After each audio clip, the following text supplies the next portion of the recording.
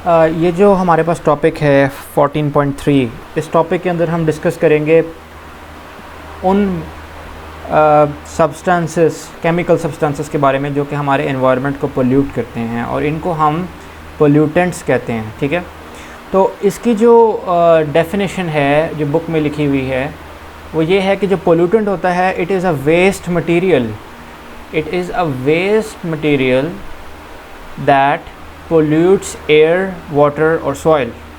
किसको पोल्यूट करता है? एयर, वाटर और सॉइल को।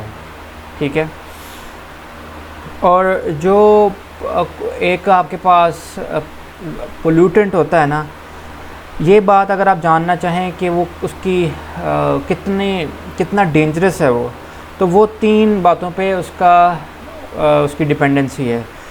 पहली बात ये है कि उसकी केमिकल नेचर क्या है। ठीक है, केमिकल नेचर यानी वो सल्फ्यूरिक एसिड है, नाइट्रिक एसिड है, नाइट्रस एसिड है, क्या है वो। ठीक है, ये बात उसकी मैटर करती है। दूसरी बात जो देखी जाती है ना, वो ये देखी जाती है उसकी कंसंट्रेशन, वो कितना प्योर पोल्यूटेंट है। क्या वो 100% मौजूद है, क्या वो 80% है, क्या वो 60% प्योर है, कितना है वो। ठीक है, और अक्सर ये होता है कि एक पोल्यूटेंट 1% प्योर भी अगर हो तो वो बहुत ज़्यादा ख़तरनाक होता है। पोलोनियम एक ऐसा रेडियो एक्टिव एलिमेंट है, ये बुक में नहीं लिखा हुआ, वैसे ही बता रहा हूँ। पोलोनियम एक ऐसे रेडियो एक्टिव एलिमेंट है कि अगर वो एक पूरे शहर के पानी के अंदर सिर्फ उसका एक ज़रा भी मौजूद हो, वो इतने टुकड़ों में फैल जाएगा वो कि वो 10 लाख लोग मार सकता है। इसलिए ये बात भी इस तरह की भी होते हैं। ठीक है, कुछ पोल्यूटेंट तब भी डेंजरस होते हैं जब वो डेंजरस हो जाते हैं जब वो 100% प्योर हों। ठीक है, और जो थर्ड चीज़ है हमारे पास वो है इसकी परसिस्टेंस यानी ये कितनी देर तक आपके एनवायरनमेंट में रहता है। ठीक है, अब हम हर साल सर्दियों में देखते हैं कि स्मॉग आती है, स्मॉग में खांसी शुरू हो जाती है, तो वो कहते हैं कि आप मास्क पहने। परसिस्टेंस क्या है कि कितनी देर तक वो रहती है, 3 महीने, 2 महीने, 2 हफ्ते। और परसिस्टेंस क्या है, बारिश हुई तो स्मॉग ख़त्म हो गई, बेहतर हो गई, तो ये चीज़ है। ठीक है, अच्छा, तो पोल्यूटेंट्स वो सब्सटेंस हैं जो कि पोल्यूशन पैदा करें। ठीक है जी, तो those which cause pollution, they cause pollution. ठीक हो गया। अच्छा, अब इसमें बुक में एक और चीज़ का जिक्र है, उसको कहते हैं कंटेमिनेंट। उसे किसी ऐसी चीज़ को कहते हैं जो आपके किसी भी चीज़ को, किसी पाक चीज़ को नापाक कर दे। ठीक है, कंटेमिनेंट मेक्स समथिंग इम्प्योर। ठीक है, तो अब हम जो है ना डिस्कस करेंगे पोल्यूटेंट्स की टाइप को। तो हमारे पास जो प्राइमरी पोल्यूटेंट्स हैं, ये वो पोल्यूटेंट्स होते हैं जो कि वेस्ट प्रोडक्ट होते हैं, यानी फैक्ट्री में कुछ चीज़ बनाई गई, उसमें से जो वेस्ट मटेरियल निकला आया उसको हमने कह दिया कि यार ये पोल्यूटेंट है। ठीक है, फॉर एग्जांपल मैं बताता हूँ, गाड़ी चलती है तो गाड़ी के चलने की वजह से गाड़ी में से धुआं निकलता है, exhaust products driven out of combustion of fossil fuels. तो वो क्या हो रहा है, वो जो धुआं निकल रहा है एग्जॉस्ट में से, एग्जॉस्ट प्रोडक्ट, धुआं एग्जॉस्ट प्रोडक्ट है। ठीक है, किसकी? कंबशन ऑफ फॉसिल फ्यूल क्या है? पेट्रोल जो आप गाड़ी में इस्तेमाल कर रहे हैं। ठीक है जी, तो इसे कहते हैं कि वेस्ट हो गया, या it is produced from the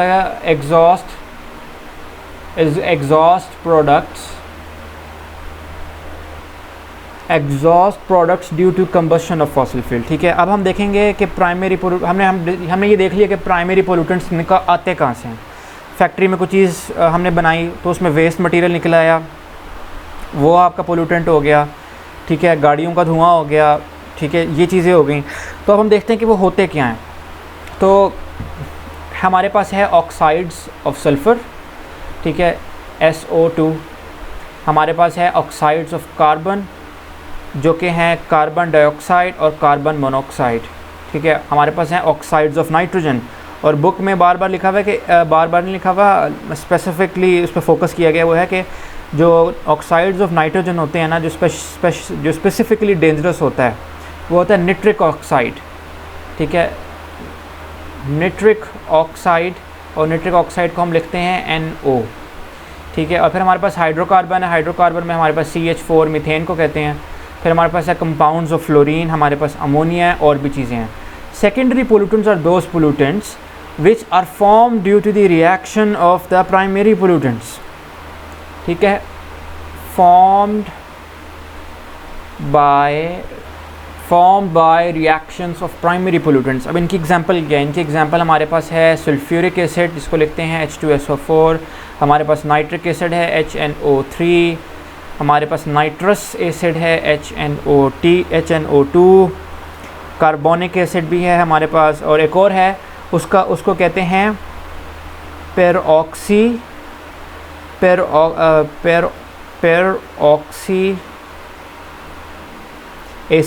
acetyl nitrate, पेरऑक्सी acetyl nitrate, ठीक है। ये इसको कहते हैं PAN, इसको बड़ा करके मैं लिख रहा हूँ, ठीक है। ये आपसे पूछा जा सकता है कि what is PAN and what type of pollutant is it. तो आपने लिखना है कि PAN is peroxy acetyl nitrate and it is a secondary pollutant and secondary pollutants are formed due to the reaction of primary pollutants। तो हमने यहाँ पर जो इनकी टाइप्स हमने डिस्कस कर लिया। अब हम डिस्कस करेंगे कि इनकी सोर्सेज क्या होती हैं, ये कहाँ से आते हैं हमारे पास। अच्छा, ये जो हमारे पास चैप्टर है, इस चैप्टर के अंदर हम स्पेसिफ़िकली उन पोल्यूटेंट्स को देख रहे हैं जो कि एयर को पोल्यूट करते हैं, ठीक है। तो इसलिए हम पानी के पोल्यूटेंट्स को नहीं देख रहे। ये जो एयर के पोल्यूटेंट्स हैं इनका इनडायरेक्टली पानी पे तो इफेक्ट होता है, लेकिन हम ये नहीं कह सकते कि ये एक है वाटर पोल्यूटेंट है, लेकिन इसका ताल्लुक एयर से है, ठीक है। तो अब हम इसके बारे में डिस्कस करते हैं कि सोर्सेज क्या हैं एयर पोल्यूटेंट्स की, ठीक है, और इसकी मल्टीपल सोर्सेज हैं। तो मैं इसके सोर्सेज लिखता हूँ। तो हम देखेंगे कि सबसे पहला जो हमारे पास पोल्यूटेंट है वो ऑक्साइड ऑफ कार्बन है, और ये इसका लॉन्ग क्वेश्चन भी आया करता है कि आप बताएं कि ऑक्साइड ऑफ कार्बन जो हैं how are they air pollutants, कहाँ से उनके ओरिजिनेट, उनके सोर्सेज कहाँ से है, कहाँ से ये पोल्यूटेंट्स आते हैं हमारे एटमॉस्फेयर में, और इनके एक रिज़ल्ट क्या होता है। ये लॉन्ग क्वेश्चन आ सकता है क्योंकि ये काफ़ी लंबा टॉपिक है। तो सबसे पहले देखें जी कि जो सबसे बड़ी इसकी जो सोर्स है, मेजर सोर्सेज को डिस्कस करते हैं जी। हमारे पास इसकी जो मेजर सोर्स है वो वोल्केनिक एरप्शंस हैं, यानी जो आपका वोल्केनो होता है, जब वो फटता है तो वो बहुत ज़्यादा ऐश एटमॉस्फेयर में रिलीज़ करता है, और वो जो ऐश होती है it has a lot of carbon dioxide. इसके साथ साथ डीकम्पोजिशन ऑफ ऑर्गेनिक मैटर। हम ये देखें कि कोई भी जानदार चीज़ जब अगर वो मर जाए उसको दफनाया इसलिए जाता है क्योंकि उसमें से जो स्मेल निकलती है और उसमें से जो मैटर रिलीज़ होता है वो काफ़ी डेंजरस होता है, ठीक है, क्योंकि ये ऑर्गेनिक मैटर है, इंसान हो गया, जानवर हो गए। लेकिन अगर आप कोई जानवर देखें जब वो उसकी डेथ हो जाए और उसको खुला चढ़ा तो बड़ी खौफनाक सी और एक अनकम्फर्टेबल सी स्मेल आती है, जिस तरह फर्मेंटेड एग्स हों, ठीक है।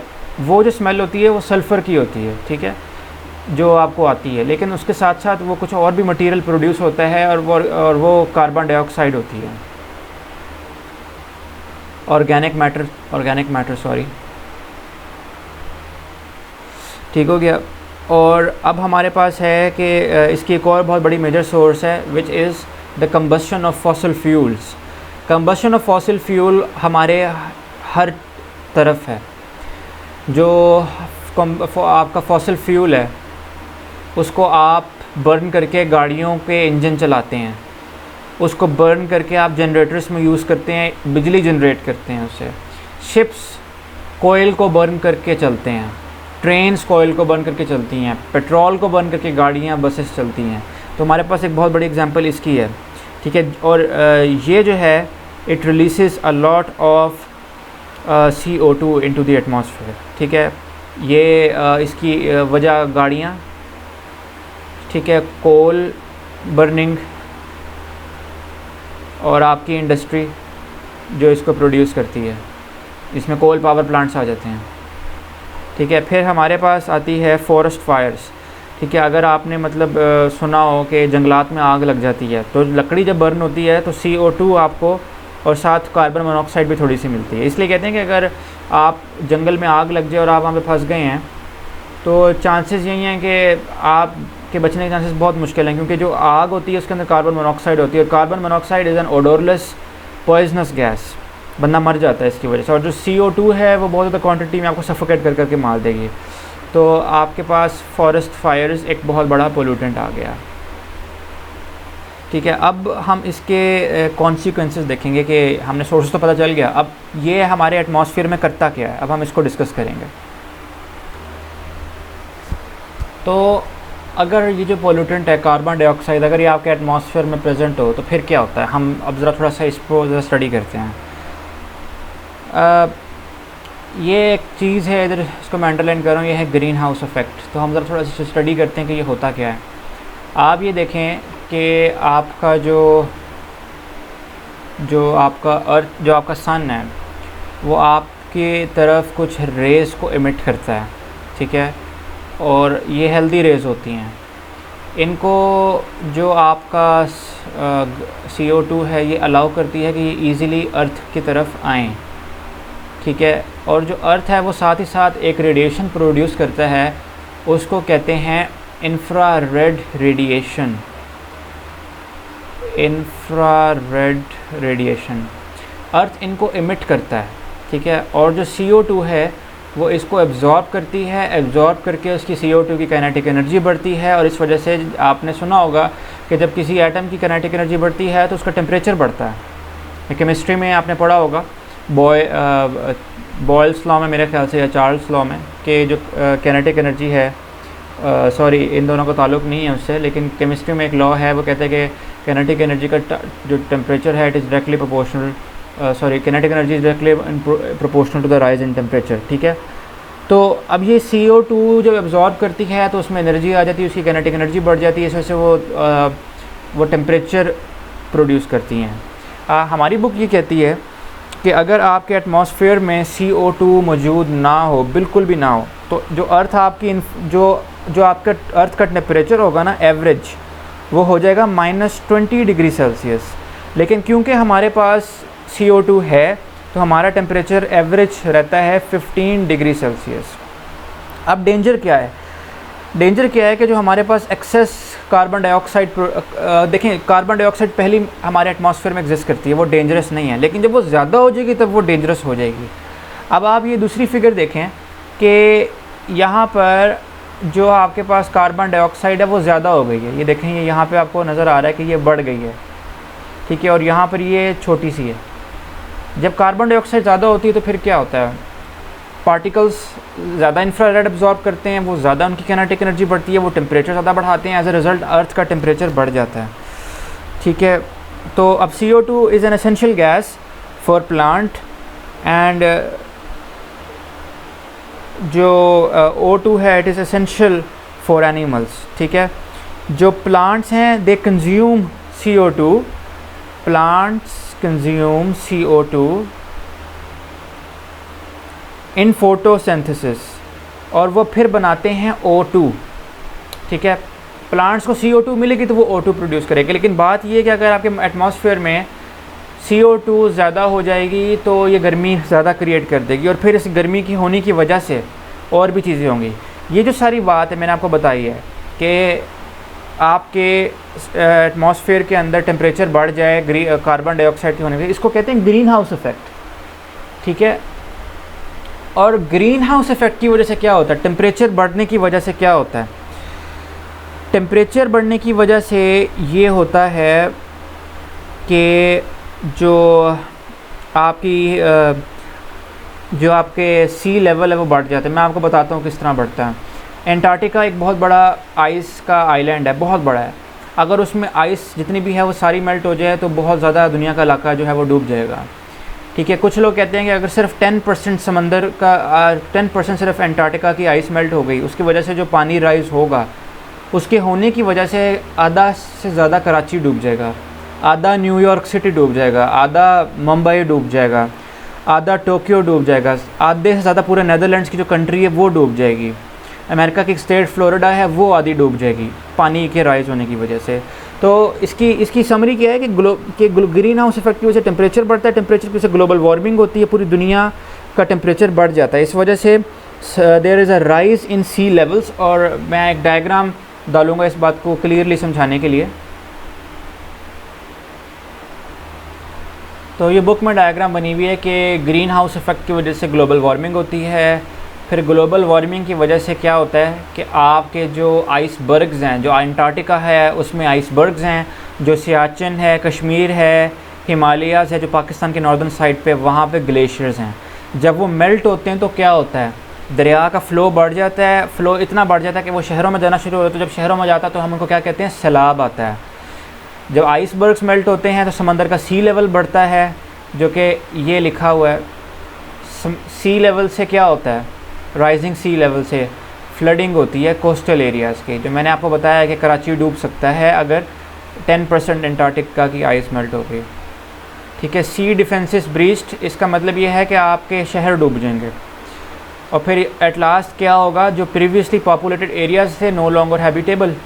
तो इतना ज़्यादा आबादी का जो इलाका है कराची का, जो इसके साथ साथ लगता है, वहाँ से लोगों को छोड़ के जाना होगा। तो ये ग्लोबल वार्मिंग के कुछ इफ़ेक्ट्स हैं जो इस डायग्राम ने हमें समझाए हैं, और कुछ और हैं जो बुक में लिखे हैं, वो भी हम डिस्कस कर लेते हैं।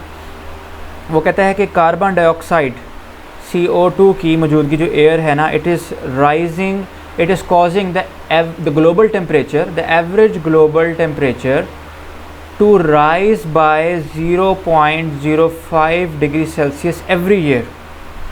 ठीक है, ये बात कहता है पहली बात। दूसरी बात फिर वो ये कहता है कि वेदर चेंज हो रहा है। वेदर चेंज डेफिनेटली होगा, अगर गर्मी ज़्यादा होगी तो गर्मी होने की वजह से जो है आपके सारा आपका एनवायरनमेंट चेंज होगा। Causing major changes in weather patterns, changes in weather pattern.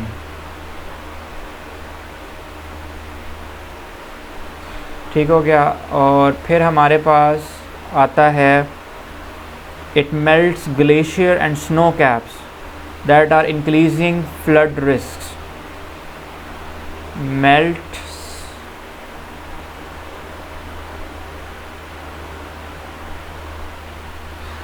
ठीक है, तो ये होता है। फिर सी लेवल इज़ राइजिंग। ठीक है, ये मैंने पहली बार डिस्कस कर लिया, लेकिन ये बुक में लिखी हुई है। Rising sea levels cause coastal cities to submerge. Submerge का मतलब है डूब जाना। एंड फोर्स, ये फोर्स लिखा है मैंने, फोर्स पीपल टू रीलोकेट, यानी इनको छोड़नी पड़ती है अपनी जगह। ठीक है, तो ये हमने पूरा एक लॉन्ग क्वेश्चन जो है डिस्कस कर लिया कार्बन डाइऑक्साइड का। ठीक है, और एट लास्ट हमारे पास जो कार्बन के ही पोल्यूटेंट में से एक पोल्यूटेंट है वो है कार्बन मोनोऑक्साइड, CO। ये जो है कार्बन मोनोऑक्साइड, ये ओडोरलेस है, इसकी कोई स्मेल नहीं है, इसका कोई कलर नहीं है, और ये हाईली पॉइजनस है, हाईली पॉइजनस। और आपको नहीं पता चलता कि आप कब इसके पास हैं। ठीक है, ये नोज़िया कॉज करता है, उल्टी आनी शुरू होती है बंदे की, फिर डेथ हो जाती है।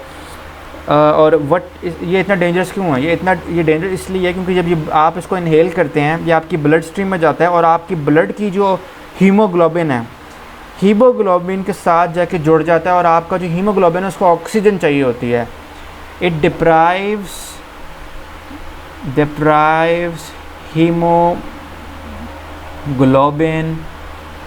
Of oxygen. आपका जो हीमोग्लोबिन है उसको ऑक्सीजन नहीं मिलती, और ऑक्सीजन ना मिलने की वजह से बॉडी के अंदर ऑक्सीजन की कमी हो जाती है, और इसकी वजह से आपको हेडेक हो सकती है, फटीग हो सकती है, कॉजेज़ हेडेक। जब ऐसा हो तो आपके साथ हेडेक होनी शुरू होगी और डेथ भी हो सकती है। ठीक है, इसलिए अगर चीज़ों को आग लगानी हो, इसलिए एडवाइस किया जाता है कि इनको किसी ऐसी जगह पे आग लगाई जाए जहाँ पे लोग ना हो, क्योंकि आपको चलेगा इसकी स्मेल से कि क्या हो रहा है। और इसलिए कहा जाता है कि जो कोल है और गैस हीटर्स हैं और जो कुकिंग रेंज हैं, उनको सोने से पहले बंद कर दें, क्योंकि ये बर्न होने पर कार्बन मोनोऑक्साइड प्रोड्यूस करेंगे, और ये आपको ये हीट जब बर्न होती है तो ये आपको कार्बन मोनोऑक्साइड प्रोड्यूस करके देती है, और अगर आप ज़्यादा तादाद में ये ले लें आपकी डेथ हो सकती है। और एट लास्ट फिर ये कहा गया है कि गाड़ियों के अंदर जो हैं कन्वर्टर्स होने चाहिए। कन्वर्टर्स क्या करते हैं कि जो ज़्यादा ख़तरनाक गैसेस हैं उनको कम ख़तरनाक गैसेस में तब्दील कर देते हैं। कार्बन मोनोऑक्साइड को तब्दील कर देते हैं कार्बन डाइऑक्साइड में, क्योंकि कार्बन डाइऑक्साइड जो है देखें इट्स नॉट दैट टॉक्सिक। अगर ये मौजूद है तो ये टेम्परेचर रेज़ करता है, ये किसी की डेथ कॉज नहीं करता और ये प्लांट्स का फूड भी है।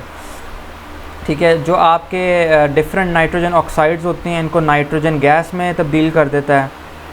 ठीक है, तो इसलिए ये कन्वर्टर्स गाड़ियों के साथ लगाए जाते हैं और इनको कहते हैं कैटालिटिक कन्वर्टर्स। तो आपको ये शॉर्ट आ सकता है कि what is a catalytic converter.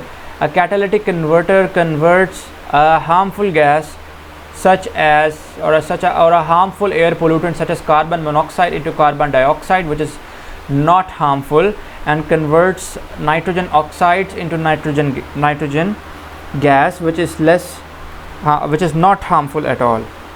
ठीक है, तो ये हमने डिस्कस कर लिया यहाँ पर कार्बन को।